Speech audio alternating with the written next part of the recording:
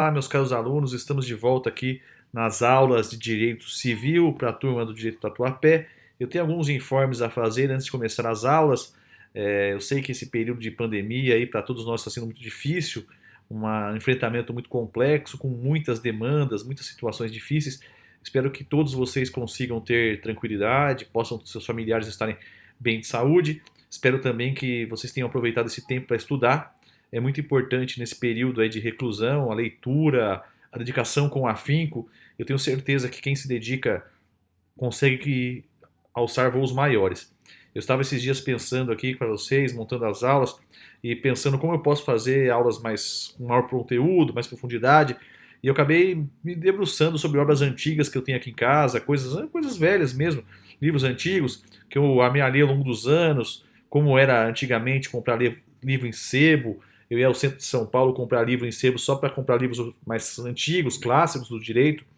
Em direito civil eu tenho uma obra muito boa do professor Clóvis Bevilacqua, comentando o Código Civil de então 1916, Código Civil que teve expressão francesa. Então ele tem vários conceitos, muito legal. Até vou comentar com vocês um pouco, mostrar para vocês um pouco dessa obra hoje. Eu espero que vocês consigam aí aumentar o conteúdo que vocês têm acesso. Eu vejo alguns alunos às vezes lendo algum tipo de material, de estudo.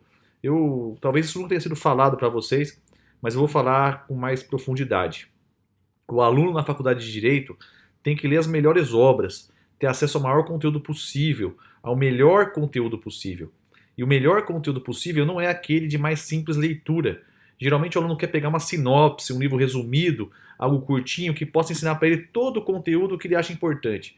Isso é falso, pessoal, porque essas sinopses são boladas para quem quer só dar uma olhadinha, recuperar alguma matéria que perdeu, relembrar alguma coisa, mas não é um material profundo e sério de estudo.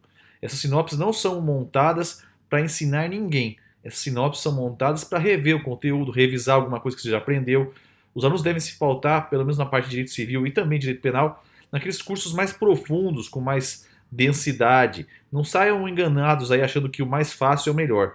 O mais fácil geralmente leva vocês para o pior lugar possível. Eu deixei também aí aquilo que eu considerei ser a nossa avaliação a C2. Eu sei que o aluno é muito desesperado com a avaliação, ele fica muito preocupado com relação à sua nota. Eu tenho a dizer a vocês coisas muito simples que eu sempre disse a vocês. As notas não são a questão principal de uma formação. Vocês precisam mesmo estudar com afinco, com dedicação, com empenho. Se não fizer isso, a coisa fica muito difícil para todos nós e para vocês. O curso de Direito é um curso maravilhoso, cheio de oportunidades, mas essas oportunidades só aparecem para quem se dedica muito. O estudo tem que ser diário, contínuo, intenso, sério. Não dá para estudar de brincadeira, não dá para não dedicar tempo de estudo para aquilo que você busca na sua vida. Ser um bom profissional exige muita dedicação e muito estudo. Não basta só frequentar as aulas, não basta só, vez ou outra, olhar o código, olhar artigo. O aluno tem que se dedicar dioturnamente. Quem está na faculdade tem que ter tempo suficiente para estudar. Professor, mas eu trabalho também. Divida o seu tempo de trabalho. Nesse período de pandemia que nós estamos, mesmo que você esteja trabalhando, você não está comparecendo fisicamente à faculdade. Então é tempo de poder aproveitar, é tempo de poder agregar conteúdo. Neste contexto, vou mostrar a vocês agora uma obra clássica que eu tenho aqui de direito civil. Está aqui, ó, o livro que eu gosto de mostrar para vocês, Clóvis Bevilacqua, Direito Civil, volume 3, bolado sobre a égide do Código de 1916. Para vocês terem uma ideia, esse livro foi editado, deixa eu ver o ano aqui, ó, vou mostrar para vocês quando ele foi editado, em 1958. Então ele foi editado em 1958. Aí você imagina quanto tempo faz que ele foi editado e sobre o que ele fala, como ele fala, o que ele fala. Então é muito interessante que vocês possam ter acesso a essas obras sobre direitos reais. Eu também oriento a vocês, se for comprar um livro clássico, que procure a obra do professor Orlando Gomes, uma obra muito boa e muito profunda sobre direitos reais. Ok, pessoal? Então nós temos aí muitas obras que podem ser estudadas. Temos o livro do professor Washington de Barros, professora Marilena Diniz, Flávio Tartucci, Caio Mário da Silva Pereira. Nós temos ainda... Quem mais pode ser bom para vocês darem uma olhada aí, vai, assim, rapidamente falando? Eu acho que o Flávio Tartucci é uma linguagem mais moderna. Nós temos o Silvio de Salvenosa, também é uma linguagem mais moderna, que vocês estão vendo até no fundo aí, ó. Na minha biblioteca tem lá uma coleção inteirinha dele. Nós temos quase todas as coleções aqui em casa, nós temos uma grande quantidade de livros jurídicos. Então eu quero que vocês tenham acesso ao que é de melhor. Hoje em dia a informática permite esse estudo com mais facilidade. Bom, vamos aos artigos então que eu gostaria de ver com vocês. O primeiro artigo que eu gostaria de vocês é o artigo 1269, 1269, que trata do que nós chamamos de especificação. É muito importante estar sempre com o código na mão para que vocês possam estudar com bastante resultado, com bastante profundidade, que isso seja algo útil para vocês. Senão, não vai funcionar. Se vocês não estudarem com uma coisa bem demonstrada na sua mente, não vai dar certo. Vocês precisam estar sempre super dedicados e ter o código na mão o tempo todo. Vamos lá. Artigo 1269, ele fala da especificação. Ele fala assim: aquele que, trabalhando em matéria-prima em parte alheia, obtiver espécie nova, desta será proprietário, se não se puder restituir a forma anterior. Pessoal, a especificação, olha o que o professor Caio Mário fala. Vou ler a classificação, a definição do professor Caio Mário no seu livro Instituições de Direito Civil, volume 4, edição número 18, que eu tenho aqui em casa. Eu separei para vocês só o conceito que ele definiu. Especificação é a transformação definitiva da matéria-prima em espécie nova, mediante trabalho ou indústria do especificador. Então, alguém pegou a matéria-prima, trabalhou, modificou e criou uma coisa nova. Vamos ver o que diz o professor Clóvis Bevilacqua sobre isso. Também tem um conceito lá, ele falando. Né? Ele fala, ó como uma coisa é bem diferente. Né? A forma de escrever, aonde ele busca a informação, né? Primeiro que ele faz um tratado sobre o direito francês. Ele fala sobre por que o direito francês trata da matéria, etc. Vou pular essa parte para vocês não se preocuparem. E ele vem: a especificação é um modo particular de adquirir diferente da concessão, porque a matéria-prima não pode voltar ao estado anterior e se considera extinta. Somente a nova espécie subsiste. A aquisição resulta da indústria, do trabalho, criador de uma espécie nova. Se é possível volver à forma anterior, não há especificação, salvo quando o valor da obra é muito superior ao da matéria-prima nela empregada. Neste último caso, o valor econômico ou artístico impede o regresso ao estado antecedente. Em atenção aos fins culturais da humanidade, não se sacrifica o trabalho humano valioso, nem se inutiliza a obra da riqueza adquirida. Percebam vocês, caros alunos, que o que ele exige na especificação é a criação de uma espécie nova partindo do pressuposto que não é possível voltar à forma anterior. Se for possível voltar à forma anterior, nós não estaremos diante da especificação. Com uma única exceção, quando a coisa criada, ainda que possa voltar na forma original, a coisa criada tem valor comercial, valor artístico muito superior ao da matéria-prima. Neste caso, permanece a coisa especificada. Então, a especificação geralmente é fruto do trabalho, é fruto da indústria. Alguém que pegou matéria-prima e criou coisa nova. Por óbvio, se eu sou o dono da matéria-prima e crio coisa nova, essa coisa é minha. Isso não tem discussão. A discussão está quando a coisa não pertence totalmente a mim ou quando pertence parcialmente a mim. O artigo 1269 começa falando: se a coisa pertence parcialmente. Então vamos lá. Aquele que, trabalhando em matéria-prima em parte alheia. Então a matéria-prima é metade alheia, um terço alheia, um quarto alheia. É dividida a matéria-prima entre o proprietário e outra pessoa. O código fala: aquele que, trabalhando em matéria-prima alheia, obtiver nova espécie, desta será proprietário, se não puder restituir a forma anterior. Ok. 1270. Se toda a matéria for alheia, ou seja, a matéria-prima inteirinha pertence à terceira pessoa, o sujeito não tem nada, ele pegou tudo do outro. Tudo do outro. Se a matéria-prima for totalmente alheia e não se puder reduzir à forma anterior, será do especificador de boa-fé a espécie nova. Mais uma vez, aquela divisão entre boa-fé e má-fé. Quem está de boa-fé e transforma matéria-prima de terceiro em coisa nova, adquire a propriedade daquilo que criou. Então, eu preciso estar de boa fé. Quem é que está de boa fé nesse caso? Nesse caso, está de boa fé o sujeito que ignora o fato da propriedade ser alheia. Propriedade do quê? Da matéria-prima. Se eu desconheço que a matéria-prima é alheia, eu não sei que a matéria-prima é alheia, então eu modifico, transformo ela sem saber, de boa fé. Ok?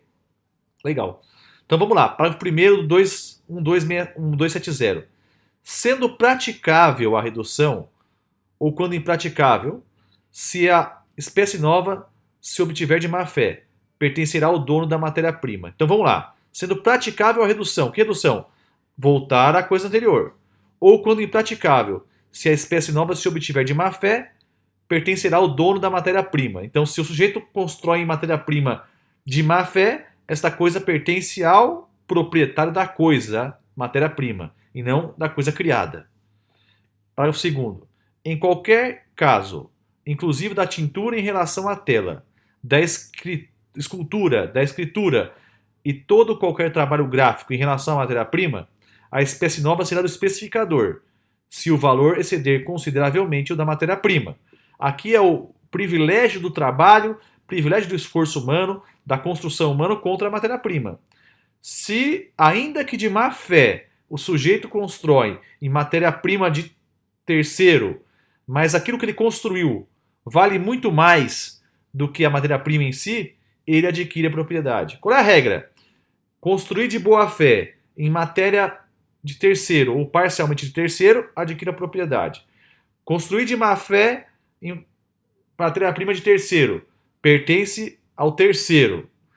Construir de má fé ou de boa fé em matéria-prima de terceiro, mas a coisa que eu construí vale muito mais do que a matéria-prima. Neste caso, eu também adquirirei a propriedade. Os prejudicados, na hipótese do 1269 e 1270, será ressarcido o dano que sofrerem, menos ao especificador de má-fé, aquele que construiu de má-fé. No caso do parágrafo 1º do artigo antecedente, quando irredutível a especificação. Todo mundo vai ser indenizado, menos quem for o especificador de má-fé. Ok, pessoal? Sobre esses artigos, eu acho que é isso que darem para te falar. Tem até uma jurisprudenciazinha aqui, se quiser eu posso ler com vocês. Vamos lá, que eu separei para vocês uma jurisprudência antiga do Tribunal de Justiça, mas vamos lá. Especificação. A especificação é um modo de adquirir em decorrência da indústria, no trabalho, criador de espécie nova, que surge da matéria-prima, trabalhada pelo homem. Espécie. Não se pode considerar nova a transformação acidental da matéria-prima, estranha ao trabalho do especificador. Então, não pode ser fruto de algo acidental.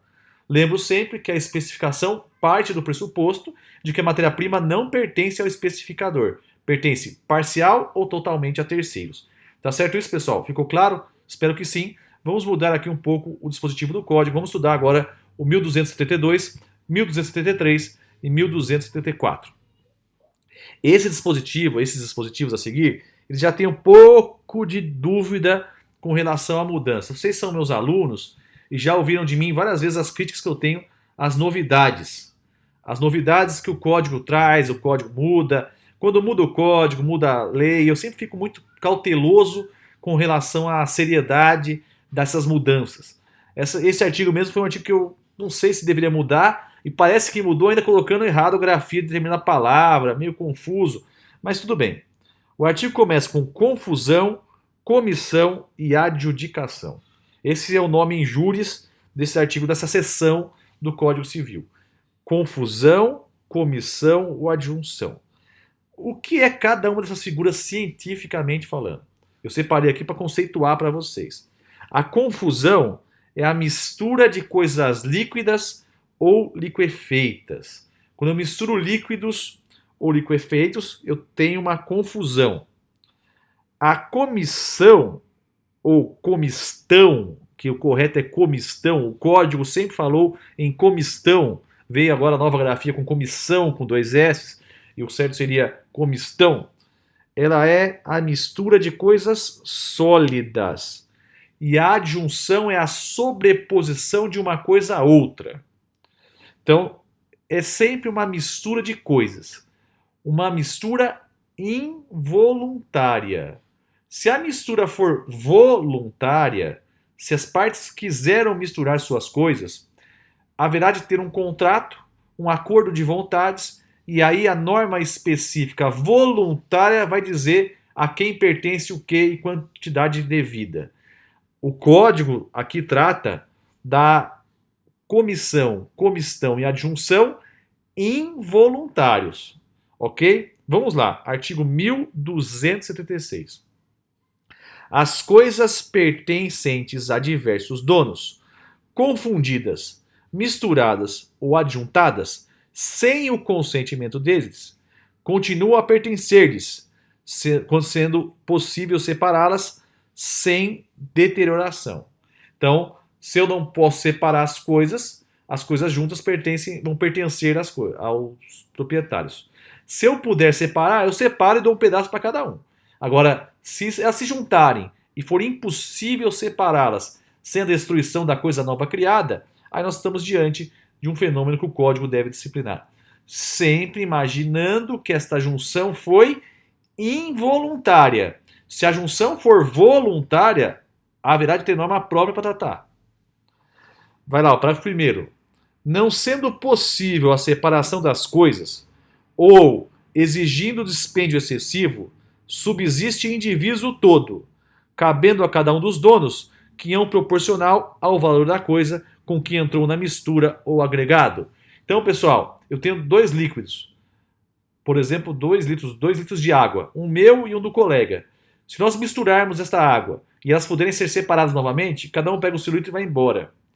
Se nós juntarmos as 2 águas e não puder saber mais qual que é qual, então tem uma água aqui proveniente de uma fonte mineral específica e a outra da derretimento da calota polar.